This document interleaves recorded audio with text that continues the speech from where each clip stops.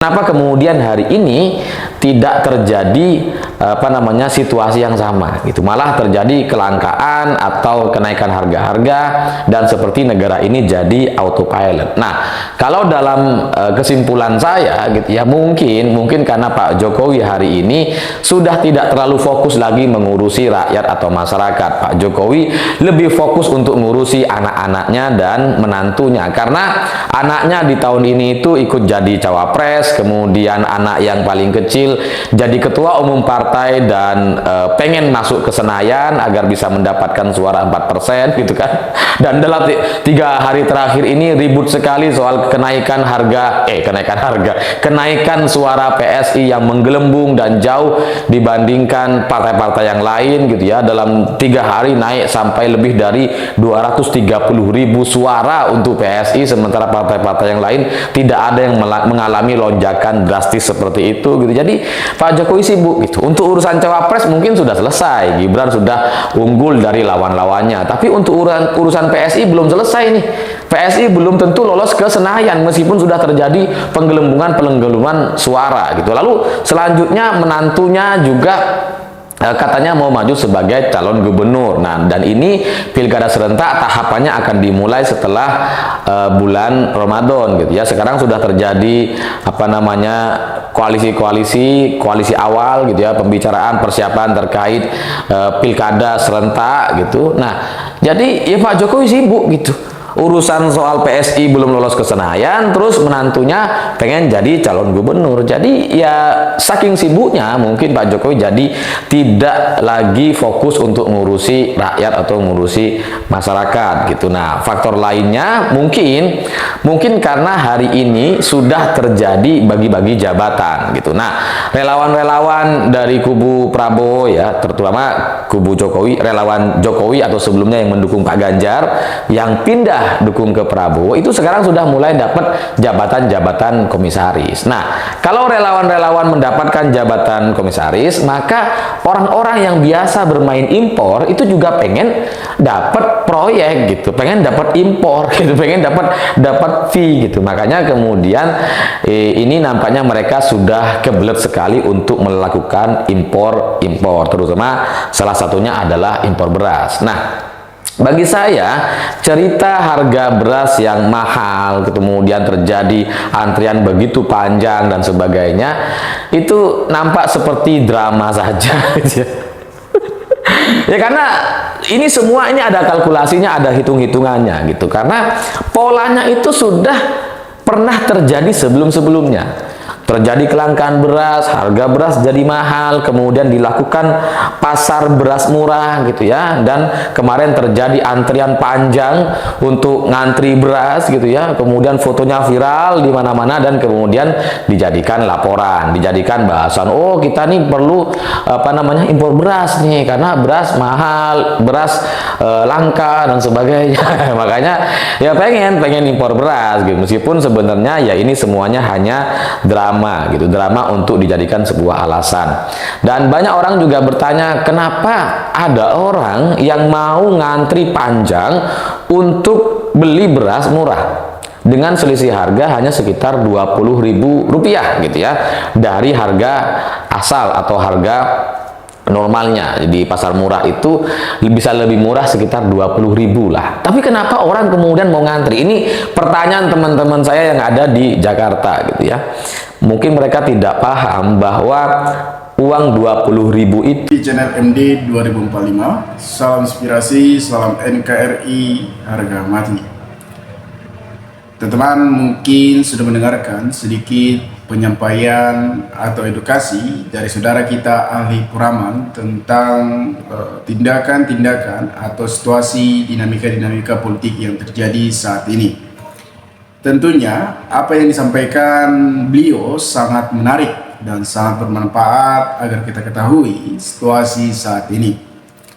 Situasi saat ini memang sangat memanas karena adanya cawe-cawe Pak Jokowi atau tindakan-tindakan Pak Jokowi yang mengarah terhadap Gibran dan bahkan menantunya yang saat ini dalam situasi pembangunan politik mereka.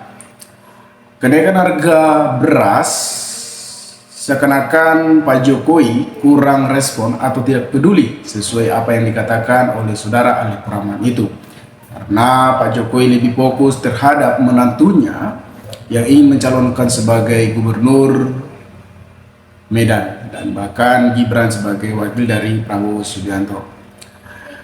Inilah salah satu presiden yang seharusnya sebagai contoh, sebagai panutan bagi masyarakat. Namun Pak Jokowi malah bisa dikatakan meninggalkan masyarakat dan bahkan tidak peduli betapa naiknya harga beras membuat masyarakat kesusahan untuk membeli beras. Apalagi di bulan ini adalah masuk dalam bulan puasa, tentunya harga jual akan lebih meningkat. Tetapi harga beras di 2019, 2020 di bulan-bulan puasa tentunya tidak setingkat ini harganya, tidak semahal ini. Tetapi di bulan ini malah meningkat. Jadi masyarakat akan berasumsi terhadap Pak Jokowi akan lebih buruk karena dari sejak awal di dalam kontestasi Pilpres tahun 2024 yang bahkan Pak Jokowi yang memihak terhadap Prabowo Gibran dalam pemilu. Jadi apapun tindakan atau sikap Pak Jokowi akan menuai kritikan karena Pak Jokowi dari awal tidak netral dan bahkan dia mati-matian membela Prabowo Subianto dengan membagi bansos dengan menggunakan hal cara. Dengan pembagian bansos tersebut, Pak Jokowi membagi di jalan. Jadi pembagian di jalan ini tidak sesuai dengan yang diharapkan oleh masyarakat. Karena ketika dibagi bansos di jalan, tentunya tidak semua masyarakat yang di jalan tersebut orang miskin. Bahkan orang yang tidak membutuhkan pun banyak di situ. Orang yang berada, orang yang mempunyai lebih dari orang yang tidak mampu. Seharusnya digunakan secara data. Jadi presiden juga akan mengetahui siapa yang emang perlu dan siapa yang membutuhkan, benar-benar membutuhkan beras tersebut atau bansos tersebut. Nah, ini akan menjadi pro dan kontra terhadap sikap Pak Jokowi yang saat ini. Apapun yang dilakukan Pak Jokowi, apalagi saat ini, kita lihat sikap Pak Jokowi memang sangat jauh berbeda di tahun 2019 dalam kepemimpinannya. Kita sayang kepada Pak Jokowi yang sudah membangun negara Republik Indonesia yang sudah diketahui dan disegani oleh negara-negara lain. Bahkan ada cita-cita Indonesia untuk menuju Mars di tahun 2045. Apakah ketika nanti Pak Prabowo dan Gibran semisalnya dilantik, apakah bisa mengubah atau meneruskan tongkat estafet Pak Jokowi dan bahkan memajukan Indonesia lebih cerah lagi? Kita lihat nanti. Karena ketika kita melihat kualitas seseorang atau potensi seseorang, kita harus membiarkan mereka memberikan jabatan maksudnya. Disitulah terlihatlah potensi atau kualitas dari seseorang. Nah, apalagi saat ini AHY telah bergabung sebagai Menteri Kabinet Pak Jokowi. Ini akan persaingan berat kepada Gibran. Kenapa saya katakan ketika AHY gabung kepada Pak Jokowi yang saat ini sudah dilantik sebagai Menteri ART, jadi ini akan menjadi sorotan media terhadap AHY bukan Gibran, karena media akan lebih takut kepada Gibran karena Gibran dari awal sudah bermasalah, dia sudah melanggar aturan-aturan prosedur di MK. Akan media akan lebih menyoroti keberadaan AHY karena AHY terlihat lebih konkret, lebih paham, lebih tahu dinamika-dinamika yang terjadi saat ini, apalagi dia adalah sebagai ketua Demokrat, sebagai ketua Parpol Demokrat maksudnya. Teman-teman mungkin sudah mengetahui situasi politik saat ini, situasi pro dan kontra antara keberadaan Gibran sebagai wakil dari Prabowo Subianto, kelangkaan beras, kenaikan BBM. Jadi kita harus mengetahui untuk kedepannya bagaimana nanti baiknya. Kita serahkan saja kepemimpinan yang baru. Tetapi untuk saat ini memang pastinya untuk sikap Pak Jokowi akan menuai kritikan, masukan dari guru besar, dari pengamat politik dan bahkan mahasiswa pun akan turun ke jalan untuk menyuarakan sikap-sikap Pak Jokowi agar Pak Jokowi tidak melakukan tindakan-tindakan yang tidak senonoh dan tidak sesuai dengan apa yang dibutuhkan oleh masyarakat. Nah, teman-teman mungkin lebih paham, mungkin lebih tahu, situasi saat ini memang membuat kita sedih. Apalagi Pak Jokowi yang kita tahu orangnya baik, kita tidak berpikir Pak Jokowi akan melakukan sejauh ini tindakan yang membuat masyarakat sedih dan marah terhadap cawe-cawe Pak Jokowi dan tindakan-tindakan Pak Jokowi saat ini. Apalagi Pak Jokowi rela mendukung salah satu paslon dan mengarahkan aparat untuk mendukung paslon nomor urut 2. Jadi bukan cuma kita yang sedih teman-teman, tetapi Bu Megawati sebagai ketua Parpol PDIP yang sudah menganggap Pak Jokowi sebagai anak, bahkan Pak Jokowi meninggalkan partainya sendiri, bahkan bisa dikatakan jadi pengkhianat Parpol. Begitu juga Gibran yang sudah dibangun sejak awal, diusut oleh Megawati sebagai wali kota Solo yang sudah berusaha, namun Gibran sekejap mata meninggalkan parpol partai PDIP tersebut yang ingin bergabung kepada Prabowo Subianto.